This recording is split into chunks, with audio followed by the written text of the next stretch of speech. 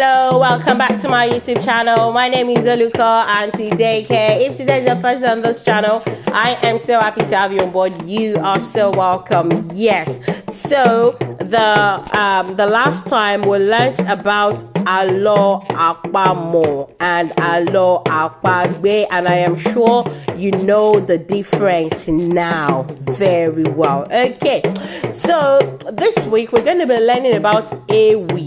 Múra síṣẹ́ ọ̀rẹ́ mi, okay? And that means work hard, my friend, okay? But before we go into all of that today, you know we're going to be greeting everyone together in Yoruba language on the count of ení o, èjì o, ẹ̀ta ó yá o, ẹ káàárọ̀, ẹ káàsán, ẹ káalẹ́. A kú dédé àsìkò ní gbogbo bí tẹ́ wá ti ń gbọ́ mi lónìí. Orúkọ tèmi ni olùkọ́ Aunty Daycare. Bẹ́ẹ̀ ni ní ọ̀sẹ̀ tó kọjá a kọ́ nípa àlọ́ àpamọ̀ àti àlọ́ àpagbé. Mo fẹ́ gbàgbọ́ wípé a ti mọ̀ yàtọ̀ nínú àlọ́ àpamọ̀ àti àlọ́ àpagbé. Bẹ́ẹ̀ ni ní ti tòní a máa kọ́ nípa ewì múra síṣẹ́ ọ̀rẹ́ mi. Bẹ́ẹ̀ ni màá kọ́kọ́ kọ́ ewì yìí ní èdè tiwa náà.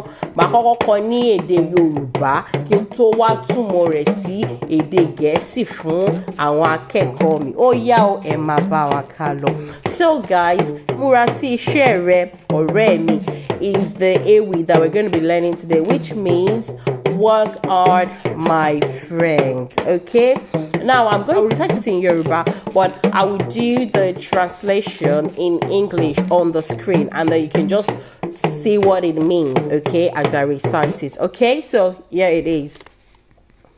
Iṣẹ́ lógun ìṣẹ́, múra síṣẹ́ ọ̀rẹ́ mi. Iṣẹ́ la fi ń dẹni gíga, bí a kò bá rẹ́ni fẹ̀yìntì. Bí ọ̀lẹ là á rí, bí a kò bá rẹ́ni gbẹ́kẹ̀lé, atẹramọ́ṣẹ́ ẹni. Ìyá rẹ lè lówó lọ́wọ́, bàbá rẹ lè lẹ́sìn lẹ́ẹ̀kan. Bí o bá gbójúlé wọn, o ti tẹ́ tán ni mo sọ fún ọ. Ohun tí a kò bá jìyà fún kì í lè tọ́jọ́. Ohun abáfara ṣiṣẹ́ fún òun ní pẹ́ lọ́wọ́ ẹni. Apá lára, ìgúnpá níye kan.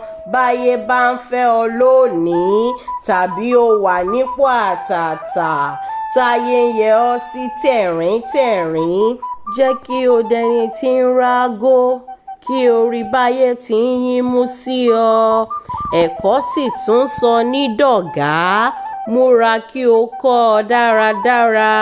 Bí o sì rí ọ̀pọ̀ ènìyàn tí wọ́n ń fẹ̀kọ́ṣẹ́ rínrín, jọ̀wọ́ má ṣe farawé wọn. Ìyà ń bẹ fọ́mọ tí ò gbọ́n, ẹkún ń bẹ fọ́mọ tí ń sá kiri. Má fòwúrọ̀ ṣeré ọ̀rẹ́ mi, múra síṣẹ́ ọjọ́ ń lọ.